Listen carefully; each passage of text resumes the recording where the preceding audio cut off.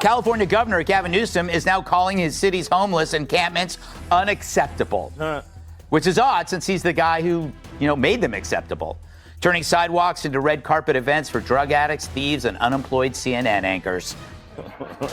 On Monday, he urged cities to ban the camps from sidewalks, parks, and other public areas. So after years of denying the problem, he's now pretending to fix it, which is like putting on a condom as you're leaving a whorehouse. Greg Gutfeld just ripped apart Gavin Newsom's carefully polished image, leaving nothing but arrogance, smoke, and a frozen smile. In a fiery takedown that shook liberal circles, Gutfeld tore into Newsom's hypocrisy, mocked his policies, and exposed him as a governor completely out of his depth. This wasn't a light roast, it was a wrecking ball in prime time, and Newsom never saw it coming. Welcome to Gutfeld Unleashed. So Newsom is fed up with tent cities, the crime, the urban decay? No, he's not mad about that stuff. He's mad you noticed. It's like a criminal telling a jury he's sorry he robbed 25 banks when he's just sorry he got caught on the 26th. Because this isn't some spontaneous crisis. It's a man-made disaster like Chernobyl or Fox and Friends.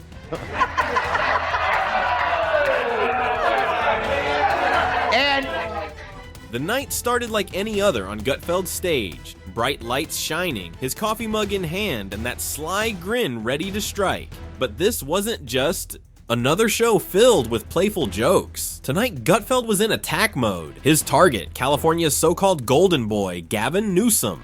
The man with the perfect hair that campaigns harder than he does, who treats every press conference like it's a glossy magazine photo shoot. Took common sense as his high ground. Right. There's no place outside of it. That's right. And so they're stuck in this horrible, horrible place, much like you, Jamie, and your life. As California falls apart, it must remind you somewhat of your own personal life. Yeah. Sometimes I look at footage of California and I go, oh, look how much better it is than my life. Guys, if this takedown has you hooked, hit subscribe, because standing in Gutfeld's spotlight was the poster child of progressive perfection. Or at least, that's the role Gavin Newsom loves to play. But behind the shine lies a record full of failures stacked higher than unpaid fines. And Gutfeld wasn't just pointing them out, he was tearing them apart. With the sharpness of a comedian done with fake theatrics, he shredded Newsom's public image like a bad Hollywood script, flashy, overhyped, and begging for a rewrite. For years, Newsom has coasted on his golden boy status within the Democratic Party. Why do I keep bringing up Gavin? Well, other than my respect for his work in American Psycho, he's starting to distance himself from his party's worst ideas. Newsom, a guy who hates fossil fuels but could still bring down the price of gas by wringing out his hair, once proclaimed that his state would be a sanctuary to all who seek it. Then people actually came.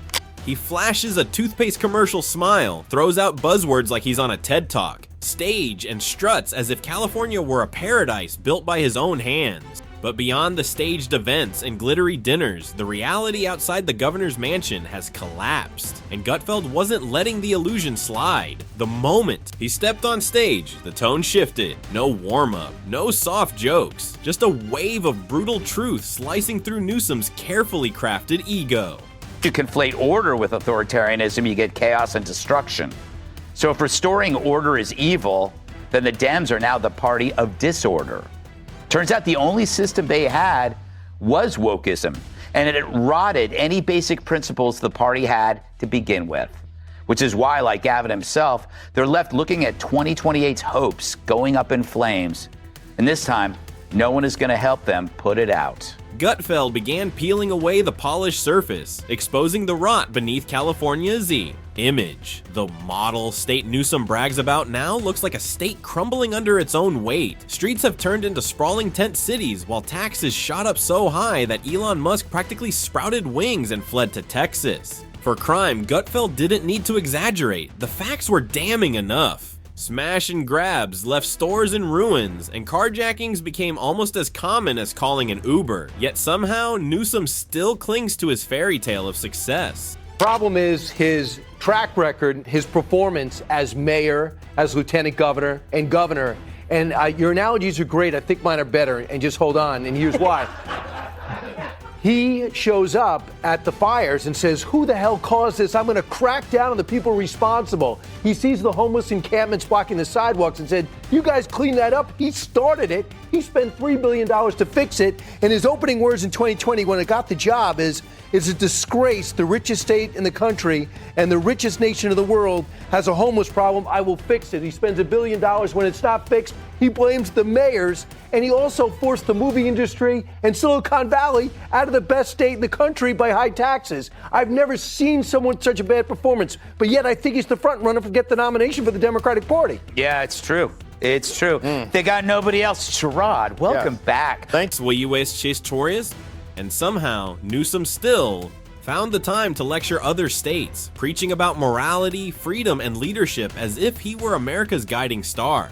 That's when Gutfeld turned the heat all the way up. This wasn't just hypocrisy, it was a staged performance. Newsom was the overpaid actor tripping over his own lines. Gutfeld laid it out, a governor scolding Florida for book bans while kids in his own schools can't even read at grade level. Criticizing Texas on abortion while his streets drown in fentanyl and homelessness. The irony was so sharp the crowd couldn't help but laugh. Not out of joy, but because the truth hit hard. Then came the big finish. Newsom's stage, his spotlight, his moment to shine, flipped against him.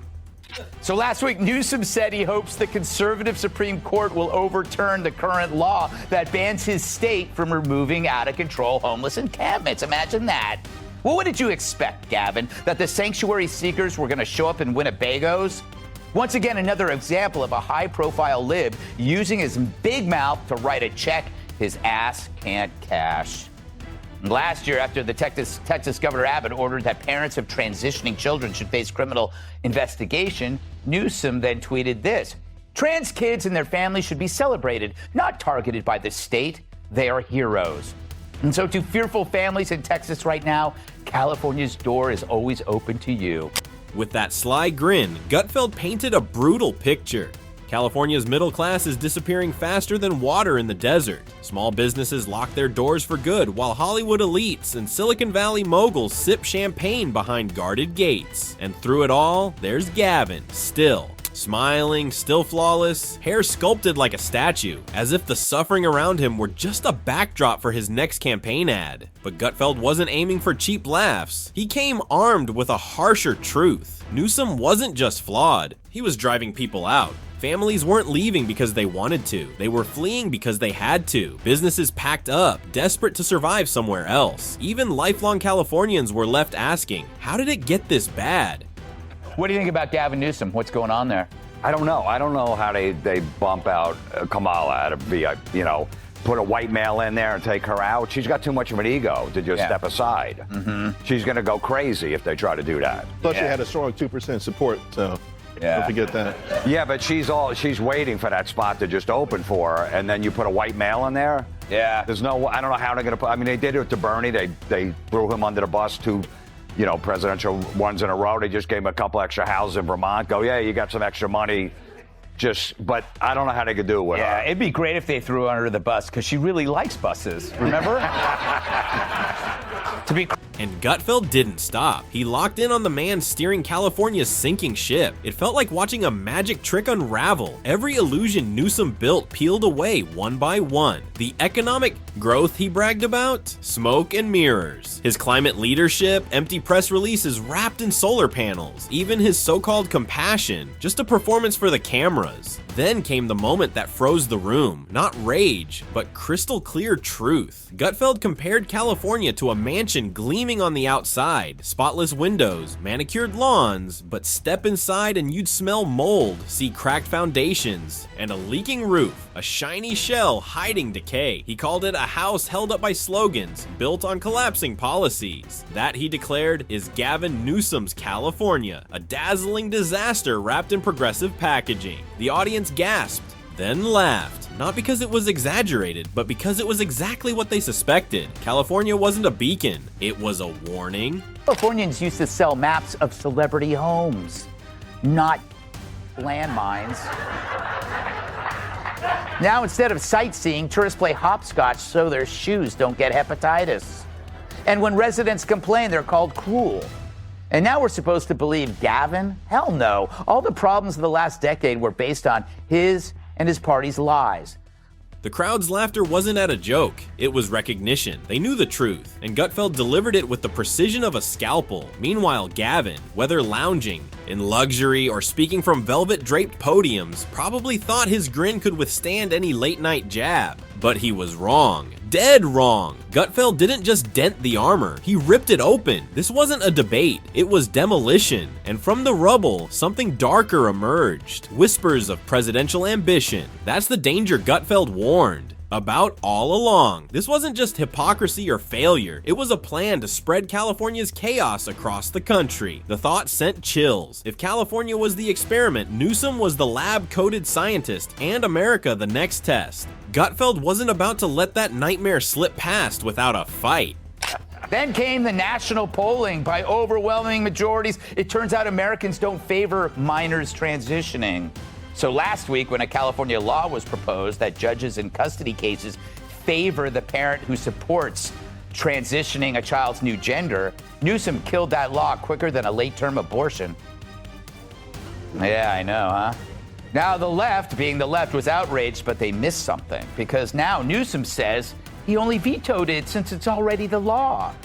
Gutfeld didn't let up. He ended with a cold, perfect mic drop.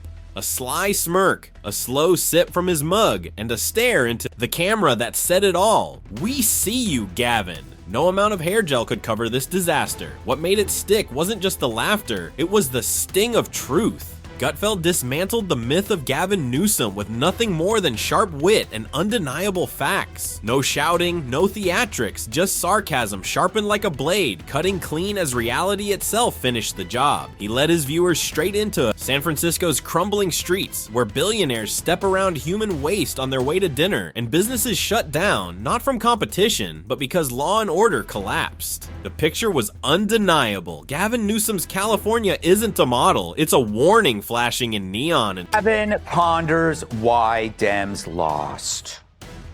We lost the popular vote and we lost the electoral vote. We got crushed. And we need to be humble about that, and we need to have some grace, and we need to understand why. Was it because of the incumbency penalty? Was it because of inflation? Was it because of interest rates? Was it because of immigration? Was it because we were too, quote unquote, woke? Was it because of issues with Israel? Was it all of the above? I think we are going through that forensic. We need to understand at the same time, we also have to push back against the whitewaters and headwinds of the Trump administration. But there was Gavin forcing masks, lockdowns, and school closures, while small businesses and churches suffered. Yet he himself dined maskless at the French Laundry, clinking glasses with elites, as if the rules were only for ordinary people. Gutfeld didn't need to scream, he leaned into the absurdity. The laughter in the room wasn't at jokes, but at truths too many were afraid to say. Then came the exodus. Families fleeing by the thousands, searching for states where leaders didn't treat them as burdens. The laughs were real, but beneath them was a sobering reality. This wasn't comedy, it was failed leadership on display, and Gutfeld nailed it. The brilliance wasn't just in the facts, but in how easily he stripped away Newsom's mask, exposing the hollow figure beneath. And he did it without breaking a sweat. Voters. He's the classic wolf in sheep's hair gel. Just watch him answer the tough questions. Any other questions here? Yes, Governor. California has a terrible homeless problem. Why do you think that is? Yeah, I appreciate that question. And I think it's a matter of perspective. Let's kind of flip the script on that, okay? Let's kind of put a new lens on that. I mean, you see a homeless man, I see an outdoorsman. We got a lot of natural habitat in this state, and I'm just so proud that so many people in California can take advantage of that. All right, next question. He painted a picture of a man who lives for the camera, scolds entire states with a wagging finger, and builds his career on scripted outrage.